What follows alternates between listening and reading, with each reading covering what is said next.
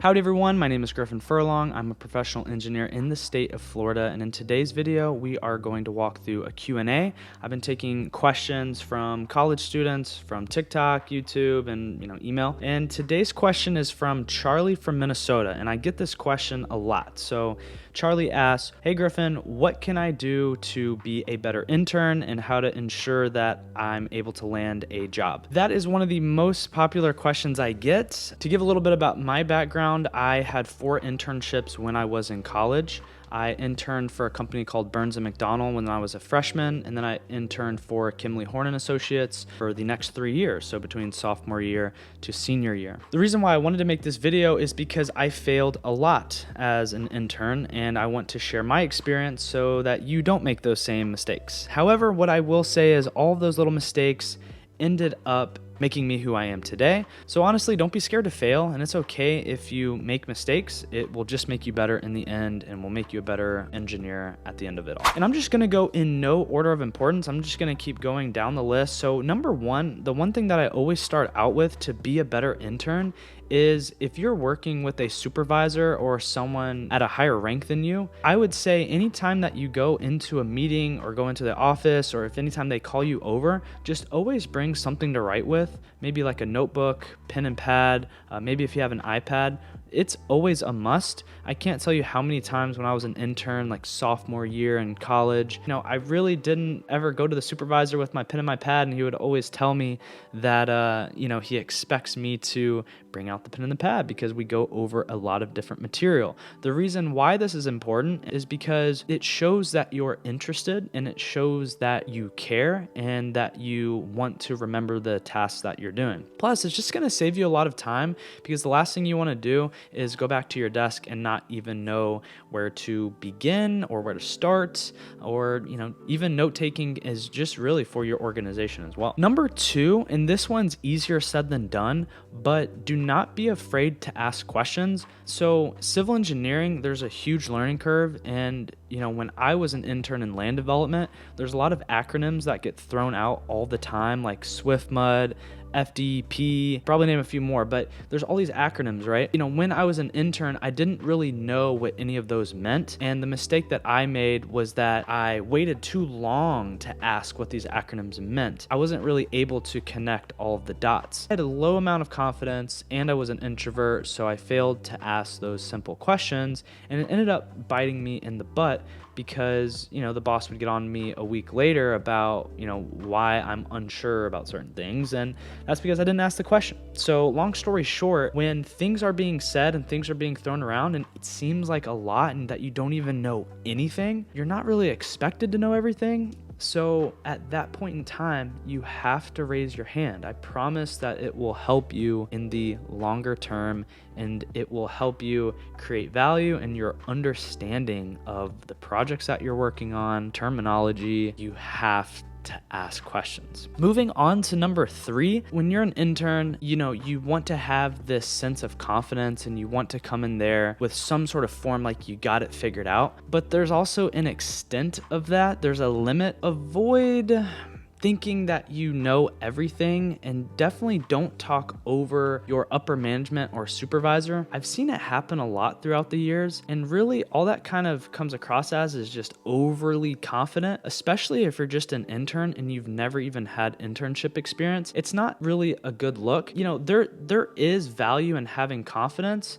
but you start depleting that value once you think that you know how to do certain things, and you override what the boss says, and you don't really follow what the boss says because you form your own ideas of what's important. And I know that sounds very vague, but there's been multiple times kind of way in the past where I've observed some interns where they took their own route on how to do something without really asking. So they ended up doing something for 4 hours, which is real time, that's going into a budget. And it ended up just being completely wrong. And, the intern had a lot of confidence in the route that they wanted to go, but they didn't really consult upper management. In the nicest way possible, don't think that you know everything, and don't override what upper management says unless you've actually talked to them about your ideas or the direction that you're going to take. That's going to save you a lot of time. Forgot what number I'm on. I guess I'm on number 4.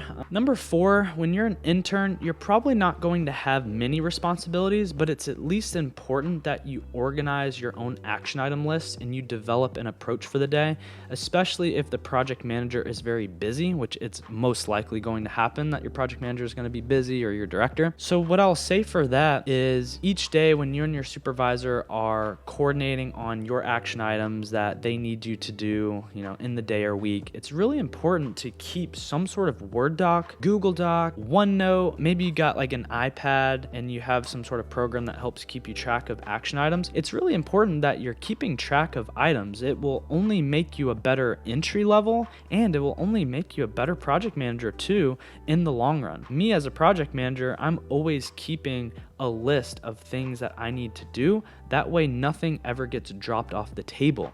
The last thing that you want to do in your career is let things fall through the cracks. So one important thing that you can do as an intern is keep good track of an organized list of your action items. As number 5, which is bouncing off of number 4 of keeping an action item list, number 5 is make sure you always follow up with your supervisor if they give you a task. So what this looks like is, let's say you and your supervisor are meeting on Mondays and you're organizing your action item list. And don't make it the supervisor's job to follow up with you, because more than likely they're going to be busy. Make sure that if you don't have clear direction, or if you don't even know where to start, or if you do have a certain task, you need to put it as a priority to follow up that supervisor at least once a day or at least twice a day.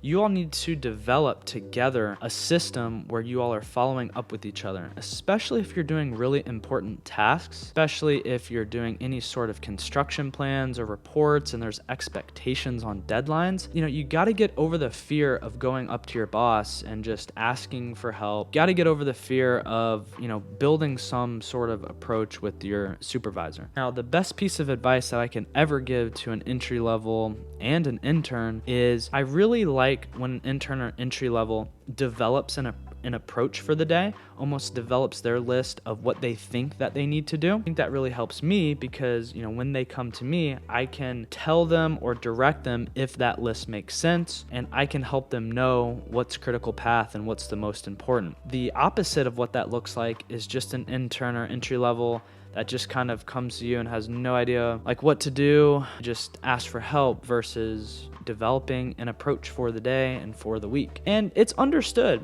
During your first 2 weeks, month, 2 months, you might have no idea what's going on, right? But if, let's say, you were working on a specific task, you can always follow back up with the boss and say something along the lines of, hey boss, I was working on this exercise. Is that still critical path? Is that still the most important thing that I need to work on? I've had a few things come onto my plate and I'm just trying to balance priorities. Actually leads me into the very last tip that I have. If you're an intern or entry level and you're starting to get a lot of work, and especially a lot of work from other PMs, it's extremely important that you're keeping all of those players in the loop. When I was an intern, I really struggled with this because I felt bad for saying no, and I never brought it up to my PMs. So there was a time when 3 PMs came up to me and needed something done, and I was doing one thing that I could control with the 1 PM, and all of a sudden, when those other 2 PMs that gave me stuff to do followed up with me,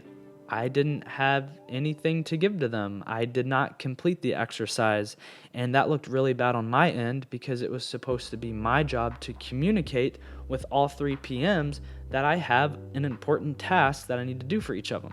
So long story short, the more that you receive, tasks that you got to do, the more that you have to communicate with your boss. They can't read your mind, so they don't know if you're even doing the task until they follow up with you or until you follow up with them.